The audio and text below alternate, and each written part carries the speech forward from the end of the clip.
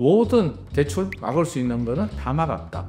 한마디로 대출 받기 힘들어졌다. 이게 원칙적으로 맞고 방향성도 맞는데 공급이 빨리 안 나온다는 게 문제입니다. 가장 충격적인 게 66입니다. 이 6이 뭐냐면, 안녕하세요. 기능만 부동산 경제 무서 대표 김만입니다. 627 대책 우리 얘기 좀 해봐야 되잖아요. 도대체 627 대책이 뭔데 이렇게 이슈가 되고 난리냐? 왜 시장에서는 집주인들 사려는 분들 왜 이렇게 반망을 할까? 627 대책은 초강력 대출 규제입니다. 규제는 대출 규제가 있고 세금 규제가 있죠. 두 개 이제 분급 대책이 있는데, 이재명 대통령께서 후보 시절에 세금 규제는 안 하겠다. 집값이 올라갈 수도 있지. 과도하게 세금으로 규제하는 건 바람직하지 않다. 연금으로 풀겠다라고 얘기를 했습니다. 맞는 말이죠. 사실은 맞는 말입니다. 이게 원칙적으로 맞고 방향성도 맞는데 공급이 빨리 안 나온다는 게 문제입니다. 신도시 개발은 10년, 재건축 재개발은 15년 걸립니다. 정상적으로 진행이 됐을 때 소송이 걸리거나 어떤 변수가 생기면 더 오래 걸립니다. 그러니까 빨리 안 나온다는 거죠. 입주 물량은 3년 전에 착공 물량입니다. 2023년부터 착공 물량이 반토막이 났기 때문에 문제가 되는 거고요. 더 거슬러 올라가게 되면 내년부터 서울의 본격적인 입주 물량 부족은 박원순 전 서울시장, 박근혜 정부 거슬러 올라갑니다. 그때는 집값이 좀 떨어지는 시기였고 젠트리피케이션, 원주민들이 쫓겨나는 문제가 있었기 때문에 박원순 전 서울시장이 390세기인가요?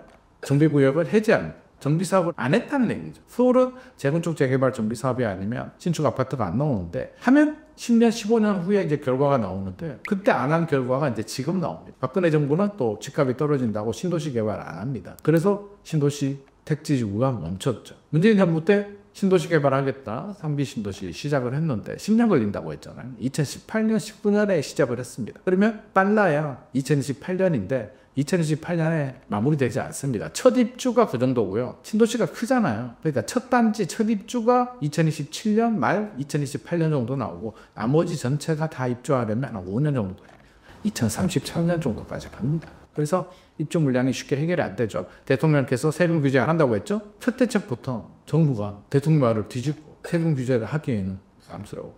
이런 각에서는 왜 조정대상 지역 지정이 안 됐냐라고 하는데, 조정대상 지역으로 지정이 되면 대출 규제도 강화되지만 세금 규제, 그러니까 조정대상 지역에 지정이 되면 양도세 2주택 이상은 20%포인트, 3주택 이상은 30%포인트 중과세가 되고요. 취득세도 중과세가 됩니다. 여러 가지 규제들이 있기 때문에 또 부담스러웠던 것 같습니다. 그럼 남은 카드가 뭐? 대출밖에 없습니다. 대출은 명분도 좋죠. 왜? 가계부채 관리를 해야 돼요. 가계부채 관리도 하고 집값도 작고 일석이조, 단기적으로 효과가 있습니다. 왜? 구매 욕구가 있죠? 사고 싶죠? 그러면 돈이 있어야 되는데 대출을 잡아버리게 되면 구매 능력이 떨어지게 되면서 사기가 힘들다는 겁니다. 그런데 대출 규제가 나왔는데 좀 강합니다. 아마 총동원을 한 것 같습니다. 은행 부행장들 불러가지고 같이 대책을 만든 것 같은데, 주요 대책 내용을 살펴보게 되면 총량 규제가 일단 눈에 띕니다. 1번 총량 규제. 총량 규제가 뭐냐면 대출할 수 있는 돈의 여유 마진입니다. 하반기 이 총량을 50%로 줄여버리고요. 정책자금 대출은 25% 줄입니다. 한마디로 애가 공부 안 하니까 아빠가 돈을 많이 벌겠죠. 아빠가 엄마 생활비를 줄여버립니다. 용돈 줄여라고. 공부도 안 하는데 용돈 줄여, 생활비를 줄여버립니다. 그럼 일시적으로 고기 반찬도 덜 나오고 자녀들 용돈도 줄어들고 뭐 사고 싶은 것도 못 사고 이렇게 되겠죠. 그래서 총량 규제가 줄어든다. 하반기부터. 그렇게 되면 자격 요건이 다 해당이 되더라도 대출이 안 나올 수도 있습니다. 그래서 대출 받으실 분들은 빨리빨리 좀 받아야 될 작전을 좀 세워야 될 것 같고요. 두 번째 나온 규제는 은행 자율에 맡긴다고 했는데 2주택 이상은 대출 전면 금지. 이번 627 대책의 지역 타깃은 수도권과 규제지역입니다. 수도권점 규제지역이라고 되어 있는데 수도권 내의 규제지역이 아니고요. 수도권하고 규제지역은 언제든지 지방에도 지정이 될 수 있기 때문에 수도권과 규제지역, 여기에 대해서는 2주택 이상은 이제 대출 전면 금지, LTV가 0% 하나도 안 됩니다. 그리고 집 하나 있는 사람이 한 채 사게 되면 기존 주택을 6개월 내에 처분해야 됩니다. 처분 조건이 들어갑니다. 좀 타이트하죠. 거기에 또 뭐가 들어가느냐? 생활안정자금 대출 1억까지만 됩니다. 생활안정자금 대출이 뭐냐면 내가 집이 10억짜리가 있어요. 소득도 1억이에요. 그러면 대출을 더 받고 싶잖아요. 내가 일시적으로 돈이 좀 필요해. 그러면 3억 받을 수도 있는 거잖아요. 근데 1억밖에 안 나옵니다. 30억, 50억 아파트가 있어도 연봉이 10억이라도 1억밖에는 안 나옵니다. 생활안정자금 대출도 줄여요. 가장 충격적인 게 많은 분들이 기억하는 게 이제 6입니다. 66입니다. 이 6이 뭐냐면 6억까지만 나옵니다. 대출 규제는 LTV가 있고 DSR이 있습니다.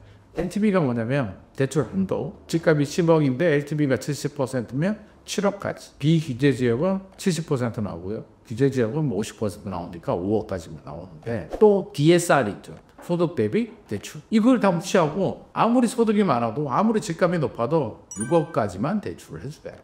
수도권 규제 지역에 대해서. 6억까지만 나옵니다. 거기에 하나 더 거주호입니다. 6개월 내에 입주해. 전입시고요. 집을 사서 전세 줄 수도 있고, 사두고 공실에 비워두고 미국 여행 1년 갈 수도 있고 어학연수 갈 수도 있는 건데 안 됩니다. 6개월 내에 전입신고를 해야 됩니다. 타이트하죠. 그리고 추가적으로 되는 게 생애 최초, 우리 신혼부부들이 많이 봤는데 생애 최초로 집 사는 분들은 70에서 80%까지 LTV 적용을 해줬는데 깎았습니다. 그냥 70% 똑같이 10%포인트 한도를 줄여버렸고요. 디딤돌 버팀목 정책자금 대출도 한도를 다 줄였습니다.